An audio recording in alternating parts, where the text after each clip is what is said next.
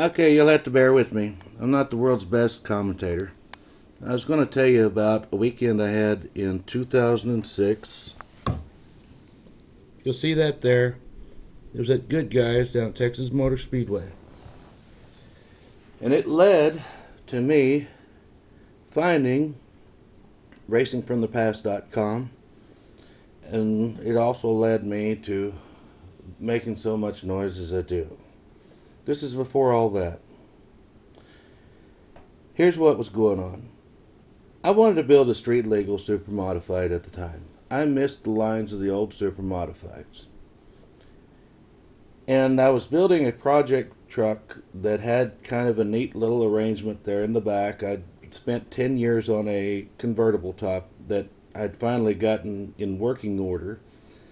And I wanted to draw more people to the back to look at it and see about if I needed to go and build another version of it. I'd already built 5 versions. 4 of them failed, but the 5th one worked, and I was looking at going at number 6 or 7. I can't remember. I lost count.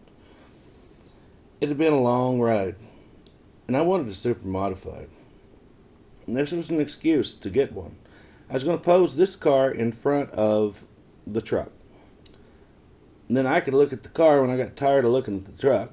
But if it pulled people in to look at the truck, well then maybe, And I actually did think about trying to make a living off of this project I'd worked on with that pickup. But the Super was just about fun. That's all it was. Well, at any rate, and I couldn't afford a girl in a bikini. So, I had to go with this. I'd already been down at Lloyd Ruby's day at Wichita Falls. Got a great response there. I'll tell you about that someday. I got a great response in Ardmore when they had a little cruise in down there. So by the time I got to this weekend, I was feeling pretty good about the way people viewed the car. But I was noticing by this weekend, it was in October of 2006, first week I believe, people were liking the race car better than they were the truck. I'd spent 10 or 12 years on that truck. And they liked my little claptrap Super better. You know what? I got to thinking maybe they're right. I like it better too. So, to get in, well, I had an Edmunds body on there, so they had cars that were allowed to be in their 1972 or earlier. They didn't know what a Stanton-like chassis copy was, so I didn't tell them. I just told them it was a 1971 Edmunds, a 1971 Don Edmunds. Yeah, I fudged. When I came driving down through there, the guy that was running the gate was not interested in letting me in, but he didn't stop me either. I went on in and was treated wonderfully. There wasn't a stitch of paint on this body anywhere. Eventually, I got the nerve to park it up next to a $50,000 off-the-shelf 32 Ford Roadster. Flames, B&M tank, the torque thrust, carpet everywhere, nice stereo, all the doodads.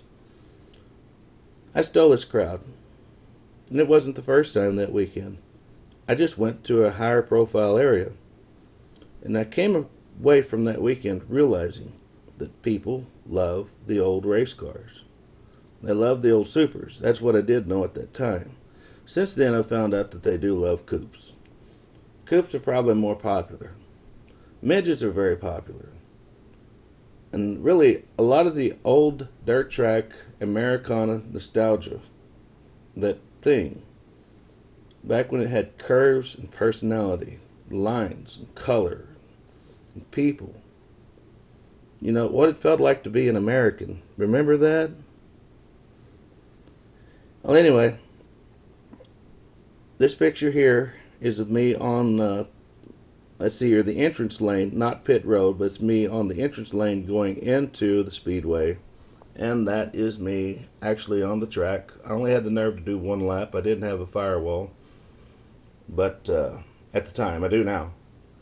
55 miles an hour without a firewall is not fun, especially when you're wearing shorts. You start thinking about every single hose clamp, believe me.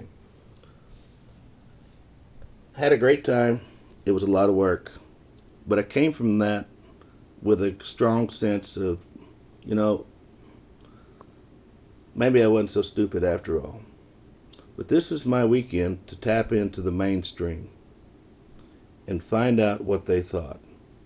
And it was positive. Since then, I've tapped back into the mainstream on smaller scales here and there. It was still positive.